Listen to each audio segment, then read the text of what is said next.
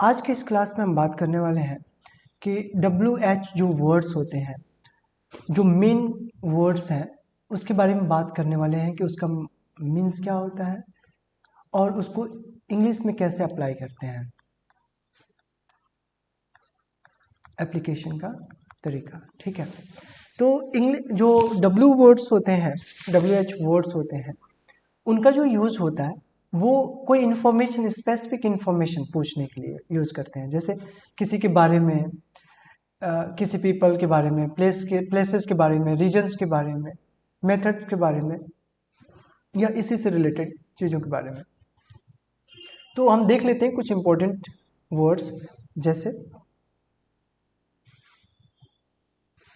पहला वर्ड है हूँ। हूँ का मतलब अगर हिंदी में देखें तो इसका मतलब होता है कौन, कुछ इस तरह से।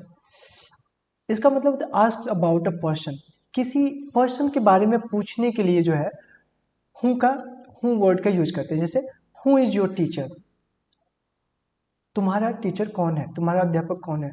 ठीक है, या who is your friend, who is your friend, who is your friend. ठीक है, तो हम जानना चाहते हैं उस पर्सन के बारे में कि वो कौन है, तब हम हु का यूज करते हैं। दूसरा जो है व्हाट है। व्हाट का मतलब होता है क्या।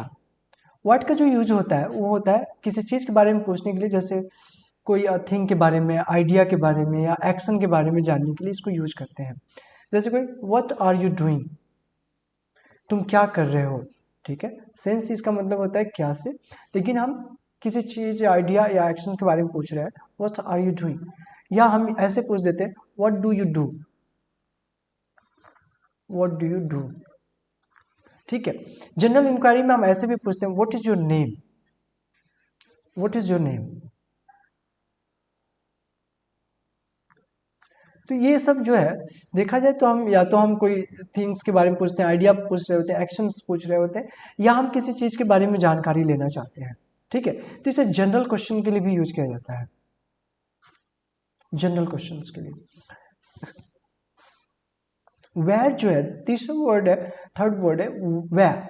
इसे वेयर कहते हैं। वेयर का मतलब हिंदी में जो है कहाँ से होता है। आस्क अबाउट अ प्लेस और लोकेशन, प्लेस के बारे में जानना चाहते हैं, लोकेशन के बारे में जानना चाहते हैं, एड्रेस जानना चाहते हैं, तब हम वेयर का यूज करते हैं। वेयर डू यू लिव, तुम कहाँ रहते हो। वेयर डू यू वर्क, तुम कहाँ काम करते हो। तो इस तरह के क्वेश्चन, यानी कि हम प्लेस जानना चाहते हैं, लोकेशन जानना चाहते हैं, तब वेयर का यूज करते हैं। वेन का वैसे हिंदी में मतलब होता है कब। आस्क अबाउट टाइम, कोई टाइम जानना चाहते हैं, इसके लिए यूज करते हैं। वेन इज योर बर्थडे, तुम्हारा बर्थडे कब है। वेन डू यू कम, तुम कब आते हो। वेन आर यू कमिंग, तुम कब आ रहे हो। तो यानी कि हम टाइम जानना चाहते हैं, तब वेन का यूज करते हैं। वाई, रीजन या कॉज जानने के लिए यूज करते हैं। वाई को ऐसे हिंदी में क्यों मतलब होता है, और इसका यूज करते हैं वाई आर यू लेट, तुम लेट क्यों हो। यानी कि हम रीजन जानना चाहते हैं कि लेट होने का रीजन क्या है। ठीक है, तो आप इससे रीजन बताते हो कि I am late because of this that, जो भी रीजन है आप उसको बताते हो। तो वाई, जब भी आपको किसी से रीजन पूछना हो तो वाई यूज करते हैं। विच, विच जो वर्ड है उसका मतलब होता है चॉइस। विच का मतलब वैसे हिंदी में जो है कौन सा, कौन सी, इस तरह का सेंस लाता है। कौन सा, कौन सी, कौन से। तो चॉइस पूछ रहा होता है दो ऑप्शंस में। जैसे which colour do you prefer, कौन सा कलर तुम प्रेफर करते हो, ब्लू और ग्रीन, ब्लू या ग्रीन, इनमें से कौन सा। तो ऐसे जाना। Which book do you read, कौन सी बुक, किताबें पढ़ते हो। तो इस तरह के जब हमें चॉइस जानना होगा दो ऑप्शंस में से, तब हम विच का यूज करते हैं, कौन सा, कौन सी, ऐसे। ठीक है, हुज, आस्क अबाउट ओनरशिप, कोई वस्तु है, कोई चीज है, उसका ओनर कौन है, उसका मालिक कौन है, ये जानने के लिए हुज का यूज करते हैं। ठीक है, जैसे क्या है हुज बुक इज दिस, यह बुक किसका है। ठीक है, हुज शॉप इज दिस, या किसका शॉप है। Whose shop is this, this, या किसका शॉप है। तो इस तरह के सेंस के लिए भी हम लोग जो है हुज का यूज करते हैं।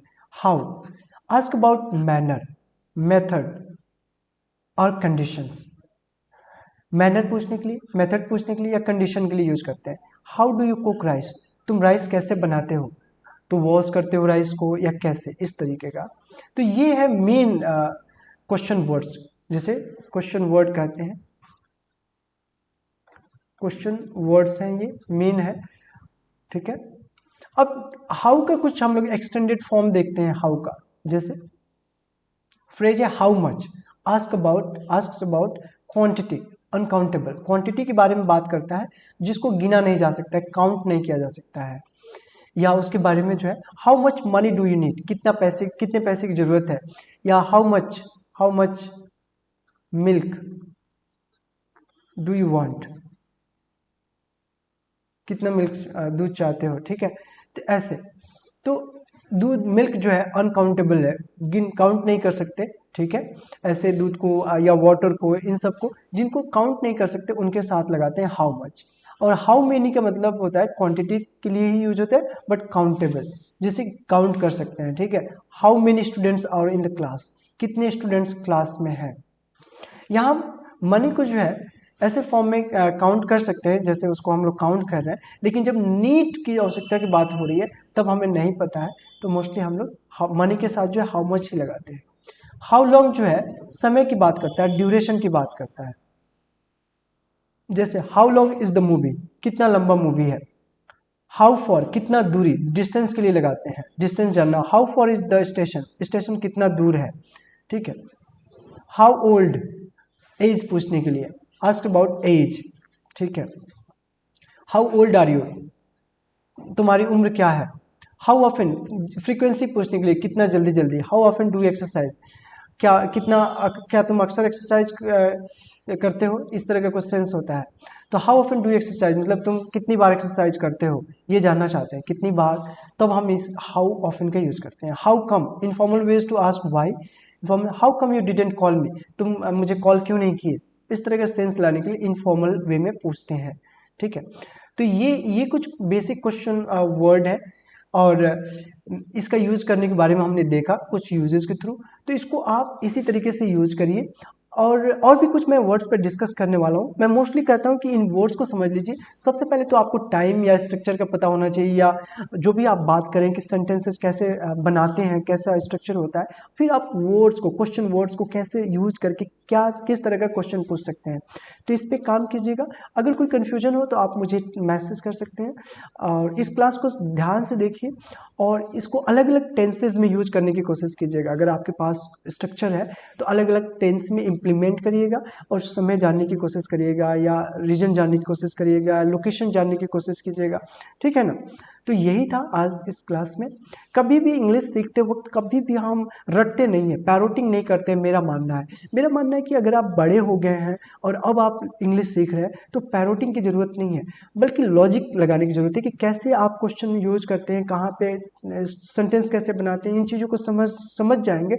हाँ, शुरू में हो सकता है 1 महीना, 2 महीना, 1 मंथ, 2 मंथ, 3 मंथ्स लगे, लेकिन कोई बात नहीं, बाद में आपको मज़ा आ जाएगा। लेकिन अगर आप रटते हैं तो आप 3 महीना 90 आवर्स जो आप कहते हैं, 90 घंटे की बात करते हैं, 90 दिन कहते हैं, 90 दिन में इंग्लिश सीखे, तो वो आप कुछ रट के रह जाते हैं, बस इंट्रोडक्शन दे पाते हैं और कुछ नॉर्मल चीज़ों के बारे में बात कर पाते हैं। लेकिन अगर इंग्लिश को आप फील करते हैं, समझने लगते हैं, तो आप सही तरीके से बात कर सकते हैं।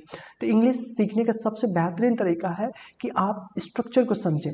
स्ट्रक्चर को जब आप समझ जाते हैं कि स्ट्रक्चर कैसे बनता है, टाइम को आप समझ जाते हैं, टाइम और स्ट्रक्चर और जो है वर्ड को अगर आप जान जाते हैं, वर्ड को, तो यही हमारा सेंटेंस बनाता है। और अगर हम सेंटेंस एक बार बनाने लगते हैं तो फिर तो कोई प्रॉब्लम ही नहीं है, हम कैसे भी बोल सकते हैं। बस ये जानना है कि किस तरह का सेंटेंस स्ट्रक्चर कौन से टाइम में यूज होता है, ठीक है। तो इतना ही था, फिर हम बात करेंगे। That's all, thank you.